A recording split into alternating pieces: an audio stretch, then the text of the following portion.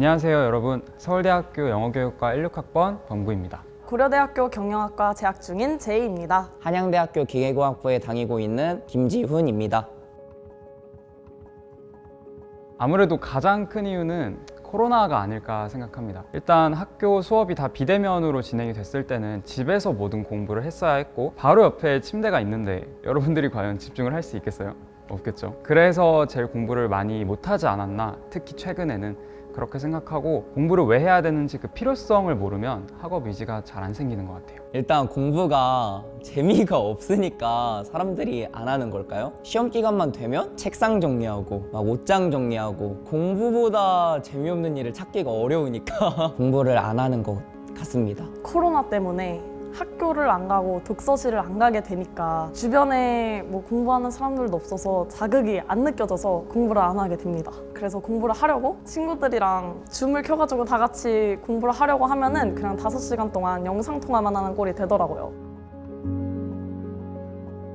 일단 기본적으로 공부를 왜 해야 되는지 잘 모르겠는 학생들이 봤으면 좋겠고, 공부를 하고 싶어도 할 의지가 잘 안 생기거나 공부가 잘 안 되는 그런 어려운 친구들, 그리고 마지막으로 이 영상을 보면서 아싸 순공시간 10분 추가 하고 있을 너네들 꼭 봤으면 좋겠습니다. 자기가 어떤 일을 하고 있는데 과연 이 일을 잘하고 있는지 확신이 들지 않는 분이 보셨으면 좋을 것 같아요. 이제 유튜브에서 Study with me를 보면서 You study, I watch처럼 하는 사람, 공부 안 하고 그냥 한 몇 분 앉아 있었으면서 아 이제 좀 많이 앉아 있었으니까 좀 쉬어볼까? 하는 사람들, 친구들한테 아 나 이번엔 진짜 공부할 거야, 부모님한테도 저 이제 진짜 공부할 거니까 주의 좀 해주세요 하면서 이 영상까지 들어온 사람들.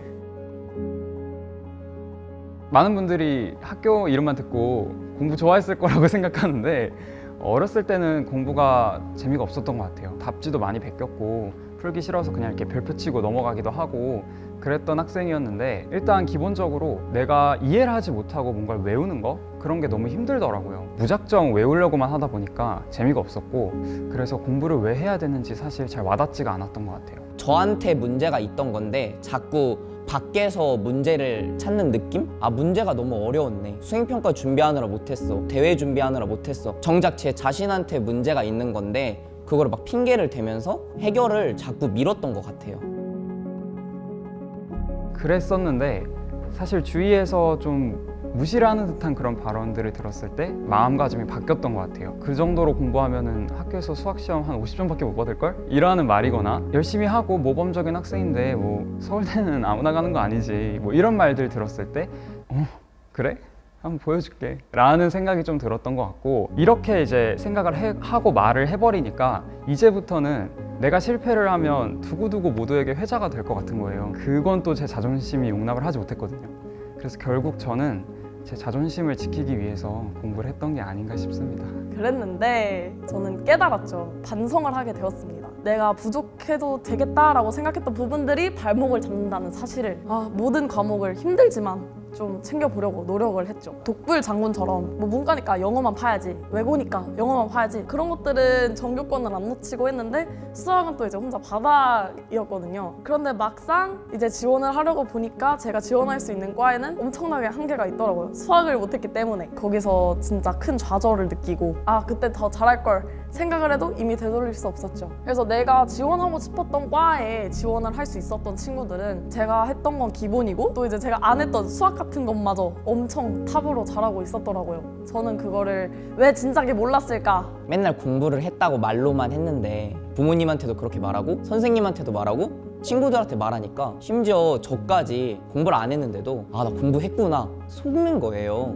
허울뿐인 공부 말고 저 자신한테 당당하게 나 공부했어 라고 얘기했을 만큼의 공부를 한번 진짜 해보자. 고3 때는 1등급을 위해서가 아니라 그냥 1등을 위한 공부를 해보자 라고 시작해서 도끼를 품고 고3을 공부했습니다. 내가 목표를 딱 두고 노력을 했을 때 이뤄낼 수 있다는 거, 그런 것들이 내가 정말 노력하면 뭐든 해낼 수 있는 사람이구나 라는 그런 믿음이 생겼고, 그런 성공 경험들이 쌓여서 남들한테도 내가 해보니까 되더라 라는 말을 할 수 있는 사람이 되었던 것 같아요. 이상하게 들릴 수도 있지만 공부를 도끼 품고 하니까 확실히 심적으로는 완전 여유가 생겼어요. 육체적으로는 힘들지만 마음엔 안정이 생기는 저 자신한테 공부를 했다고 스스로한테 믿음이 있으니까 뭔가 쫓기는 불안감도 사라지고 오로지 공부만 생각하게 되었던 것 같아요. 나 이거 너무 열심히 노력했는데 뭐 결과가 별로 안 좋아서 후회해 라고는 생각하지 않았으면 좋겠어요. 어쨌든 노력하는 과정에서 무조건 배우는 게 하나쯤은 있으니까 그런 걸로는 우리 후회하지 않기로 해요.